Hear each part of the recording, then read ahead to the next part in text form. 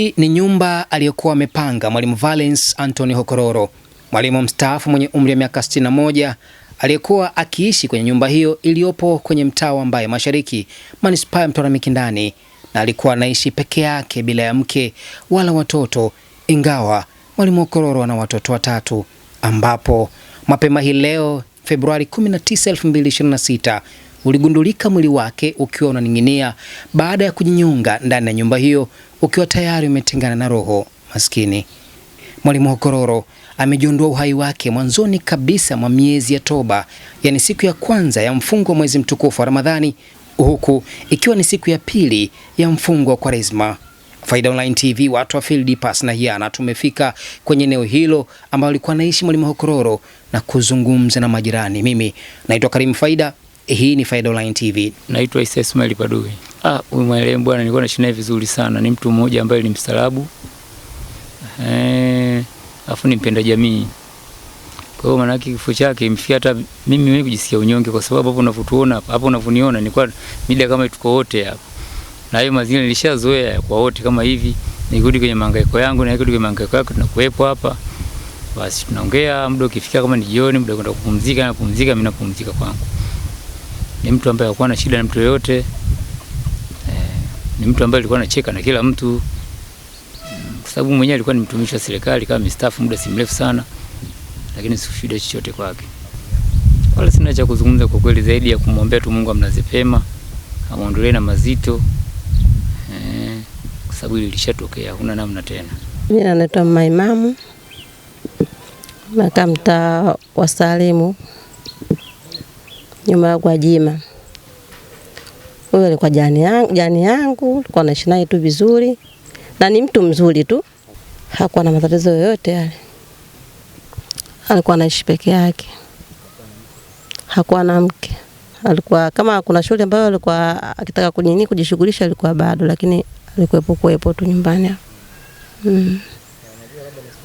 Hapana. Hapa amepanga tu. Hamisi Athmani ni mwenyekiti wa mtaa wa Mbae Mashariki kwenye kata hiyo ya Ufukoni, manispaa ya Mtwara Mikindani. Naye anasema mwalimu huyo alikuwa na kesi iliyokuwa ikimkabili, na leo Februari 19, 2026 alitakiwa kuripoti kituo cha polisi. Naitwa Hamisi Athmani, mwenyekiti wa serikali ya mtaa Mbae Mashariki, kata Ufukoni, manispaa ya Mtwara Mikindani.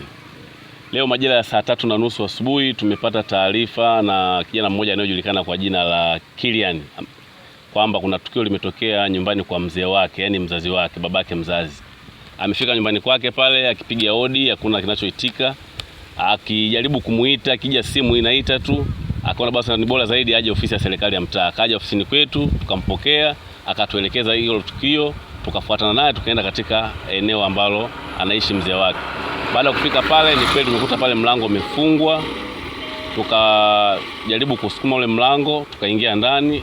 Baada ya kuingia ndani tunamkuta yule mzee amefariki kwa kujinyonga na kamba hizi aina za katani hizi kwenye frame ya choo cha ndani pale. Baada ya hapo sisi tulivyojilizisha kwa ile tukio tukatoka nje, tukafanya taratibu sasa za kuwaita askari kwa ajili waendelee na kazi nyingine. Tukawapigia askari, wakaja askari.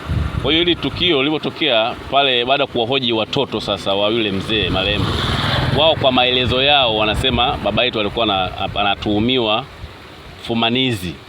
Lakini fumanizi lenyewe ni kwamba Jumatano iliyopita ilikuwa majira ya saa 12:30, kuna dada alikuwa anazungumza naye pale nje, mzee akiwa nje pale na kikombe chake cha chai wanazungumza. Lakini baada ya hapo akaja yule mume wa yule mke akasema, bwana, mbona nilikuwa nakushukushuku tangu muda mrefu, leo nimekufumania, leo utanieleza leo. Akawashika kwa sababu aliwazidi nguvu, akawashika wale wote wawili, yule mke na yule mzee, akawasukumizia mle ndani kwa maelezo ya wale watoto. Baada alipowasukumizia mle ndani, basi akaanza pale kipigo. Mwanamke alipigwa na yule baba akajeruhiwa. Yule baba baada ya kujeruhiwa sasa akatoka akaenda kutoa taarifa kituo cha polisi. Alipofika kituo cha polisi alipokelewa, akahojiwa, kesi ikawa inaendelea pale kituo cha polisi. Sasa polisi wamelishikilia na wanalifanyia kazi. Tumezungumza na kamanda wa polisi mkoa wa Mtwara, Sakap Isa J. Suleiman, ambaye amethibitisha kutokea kwa tukio hilo. Ni kwamba tunazo taarifa nimeripotiwa kituo cha polisi ndio Central hapa Mtwara kwamba imegundulika mida ya saa 3 asubuhi hivi ndio mwalimu wa Valens Hokororo mwenye umri wa miaka 61, mwalimu mstaafu. Naam.